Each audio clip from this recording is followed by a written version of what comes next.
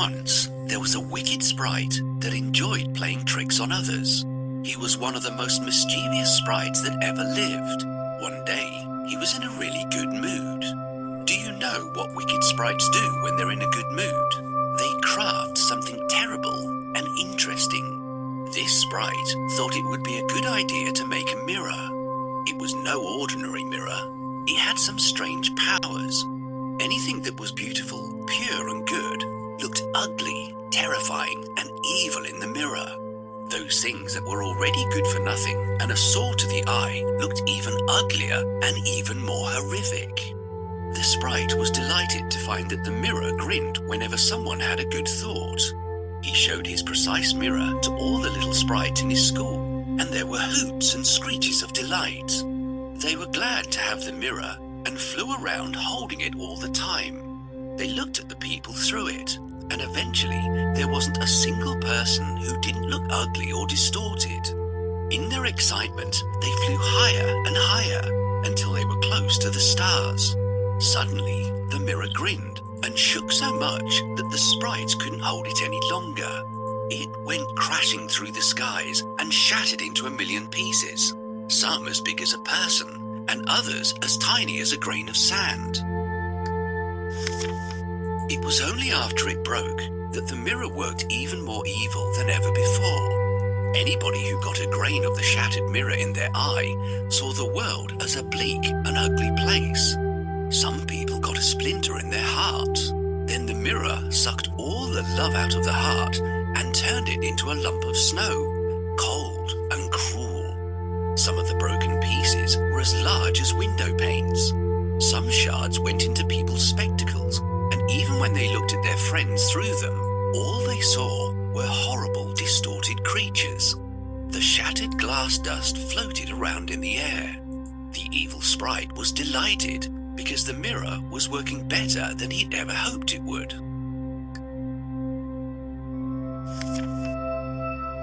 This mirror is my greatest invention ever. The greatest indeed. Let's check how it works. Everything should look disgusting in this mirror.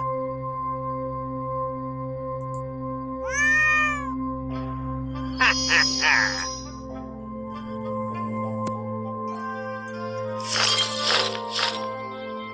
Just look at this. It's so ugly.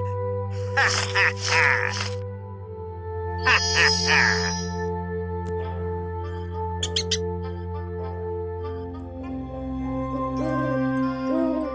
Look, it's so skewed. Our teacher's a genius. Excellent. This mirror works very well. And now, my little trolls, show this mirror to the whole world. Let's spread discord and confusion among the people. We will get all humans to look into the mirror. That's good. Shards of the broken mirror will bring even more evil to the world. Ha ha ha!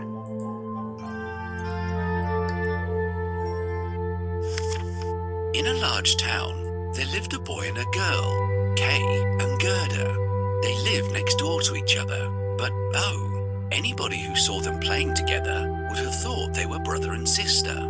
The town was so crammed with houses that the people had no place for gardens. They were content with a couple of flower pots. But the children had something just about as good as a garden. At the place where the roofs of the two houses met, they had large wooden boxes with vegetables and lovely rose bushes. Sometimes they took their stools and sat among the bushes and pretended that they were in their own big garden. But when the winter came, the children could no longer sit outside. They had to be content with playing inside the house. One day, Gerda and Kay were sitting by the window in Kay's house. Kay's grandmother, who was looking at the snowflakes, said quietly, "The white bees are swarming." Kay and Gerda looked at her in surprise. Grandma, do the bees have a queen? Kay asked. "Oh yes, they do," said Grandma. "Where the swarm hangs in thick clusters, she flies there. Sometimes she flies into towns and peeps in through the windows. When she does that, the most beautiful patterns form on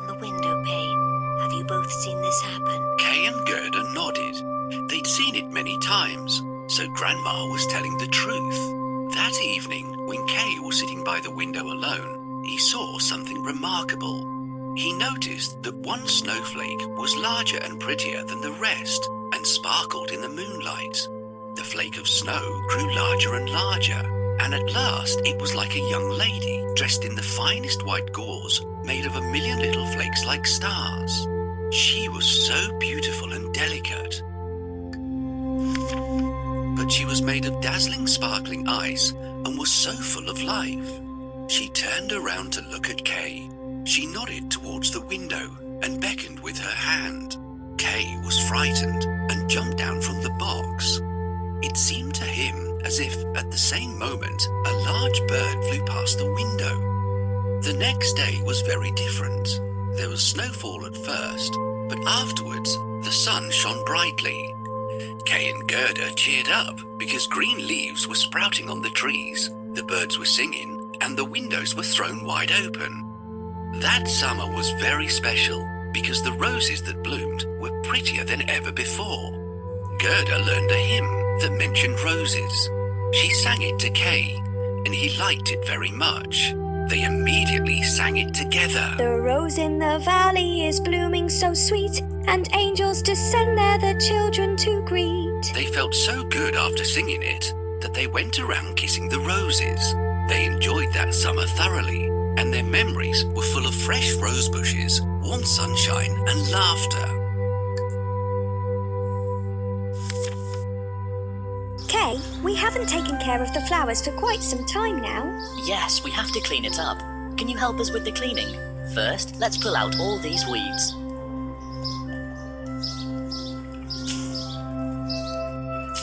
Good job! Now the flowers can grow without any hindrance. What's next? I think we have to cut down all the dry branches and leaves. We need head clippers for this job. If the branches grow longer than they are now, they will look untidy. We should trim them down.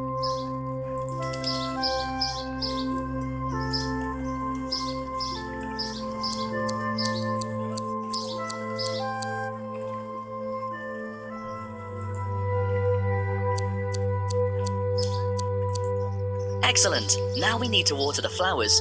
We need a watering can.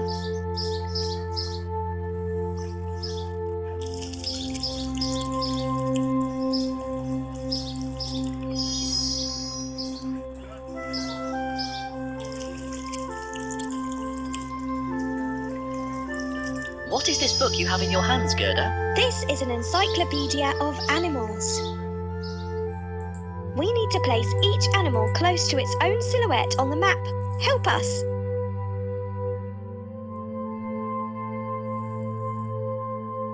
That's right. This is a giraffe. It lives in Africa. Of course. The reindeer live only in the northern hemisphere. This is a horse. It can carry goods and people.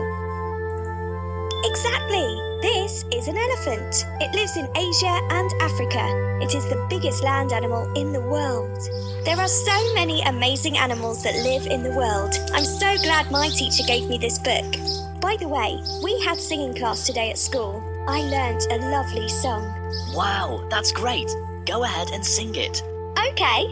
The rose in the valley is blooming so sweet, and angels descend there the children to greet. Now that's such a beautiful song.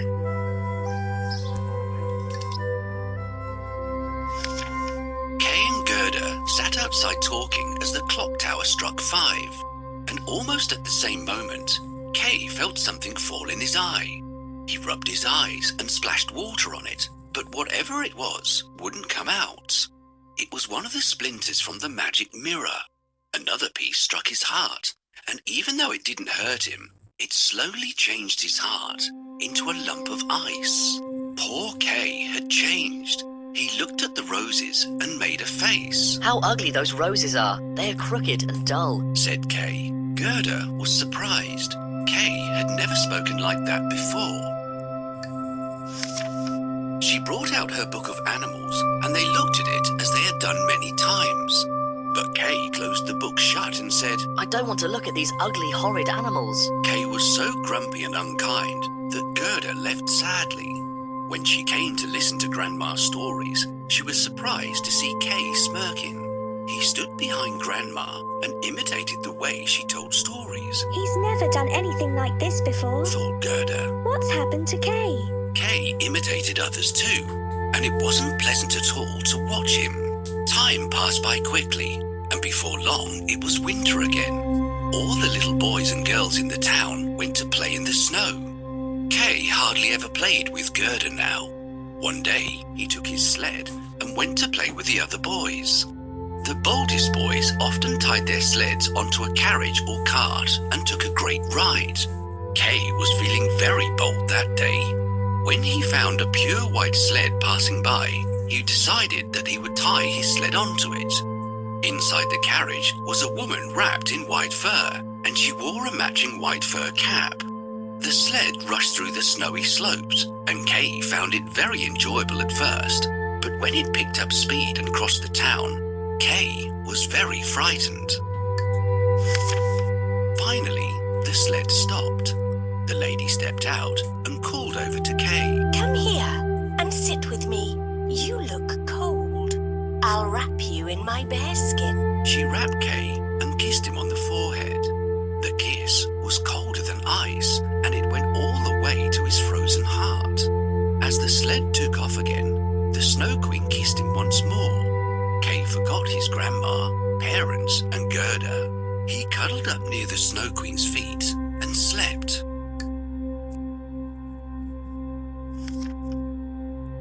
I'll show you the games we like to play. Sledding is my favorite game. Help me.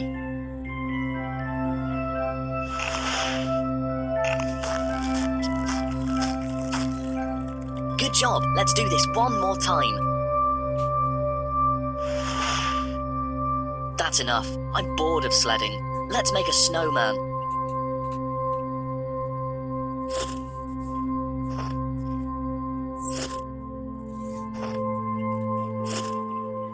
Our snowman looks nice, but we need to dress him up a little.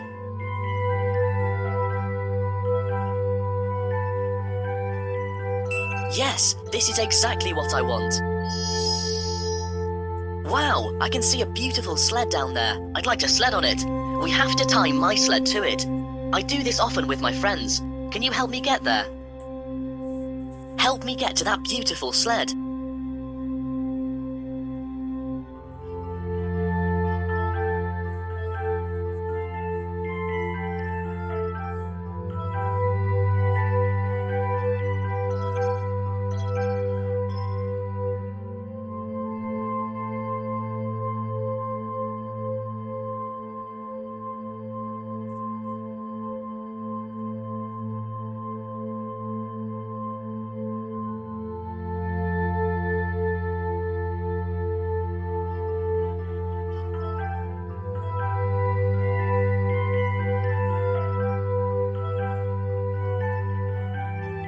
Good job. Thanks a lot for your help.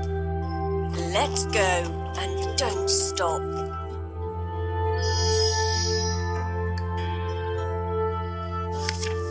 Did you ever wonder what happened to Gerda after Kay went missing? Gerda waited and waited by the gate, but Kay did not come back. In the evening, she went to see the boys playing on their sleds. Did you see Kay? She asked. Oh yes, he tied his sled onto a big white sled and left the town, Said one of the boys. Gerda was very sad. She waited and waited for Kay right through until spring. I wonder where Kay is. I hope he's safe. She thought one day. Don't worry. He's safe. The warm sunshine spoke softly. But Kay has gone forever. She wept. No, that's not true. The swallows sang. Somehow, Gerda felt better after that. She wondered what she ought to do. She went home and put on her favourite red shoes.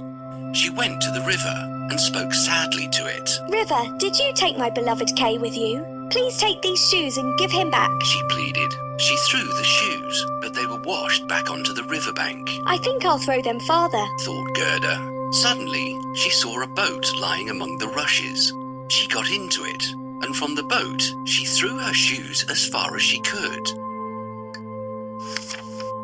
The boat rocked and began to drift away from the shore. Gerda was scared, but that she held on tight to the boat. I never thought it would be so frightening to travel on a boat all by myself. She thought. She drifted towards a cherry orchard with a little cottage right in the middle of it.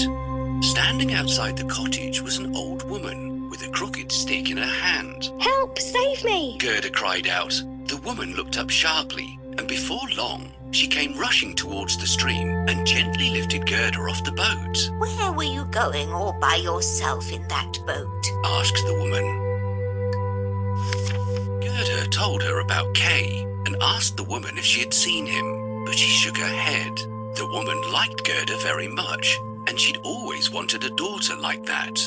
She knew a bit of witchcraft, though she was a nice and harmless woman. All she wanted was to have Gerda live with her. I'm sure the rose bushes in my garden will remind this little girl of her home and her friends. Thought the woman. I'll use a bit of magic to hide them. She waved her crooked stick over the rose bushes, and they sunk into the ground. Then she softly combed Gerda's long hair and said, You shall live here, little girl, and we'll get along wonderfully. It was almost as if Gerda was under some sort of spell. She stayed with the woman for a long time. They lived very happily. But one day, she noticed a rose in the woman's bonnet. The woman had forgotten to hide it. She went into the flower garden and searched everywhere for another rose, but she couldn't find one anywhere. Slowly, Gerda sat down on the ground. Oh, not a single rose can I see here. Gerda cried out. The hot tears from her eyes splashed on the earth, and immediately all the rose bushes pushed their way out of the ground.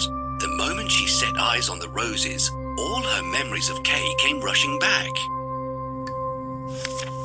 The girl looked everywhere, but the woman was nowhere around. Without waiting for a moment, Gerda pushed open the rusty gate and ran out as fast as she could, even though nobody was chasing her. Oh, Kay, how did I forget you? Said Gerda. I must look after you. Spring and summer have passed and it's autumn already. Back in the cherry orchard, it had been spring forever, but outside, the leaves had turned yellow and autumn was fast approaching. This is such an amazing place. There are a lot of roses here. They remind me of Kay.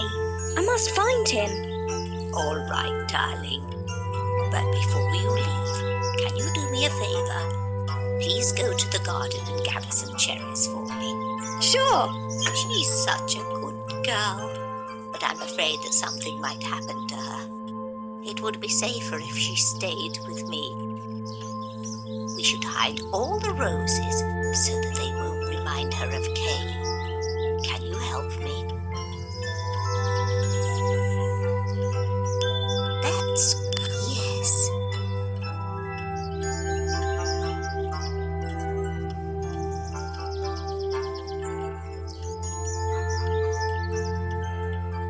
Good job.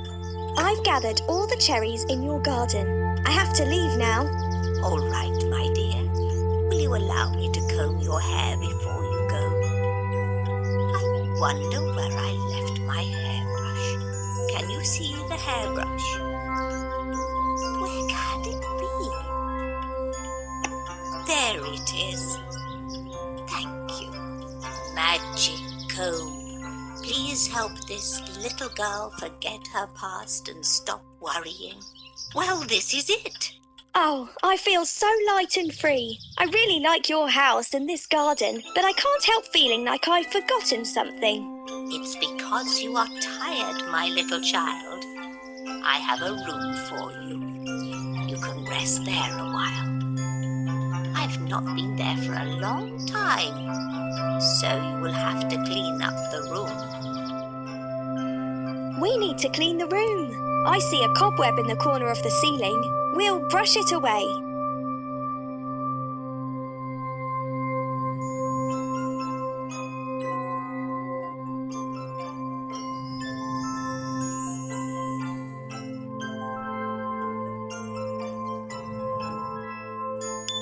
Let's fix the curtains.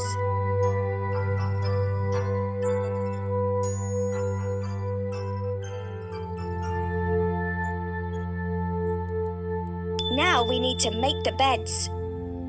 We have to remove that basket. Let's put some books in the shelf. Ah, roses! The roses were missing in the garden. Oh, how could I have forgotten about Kay and our roses? I must leave.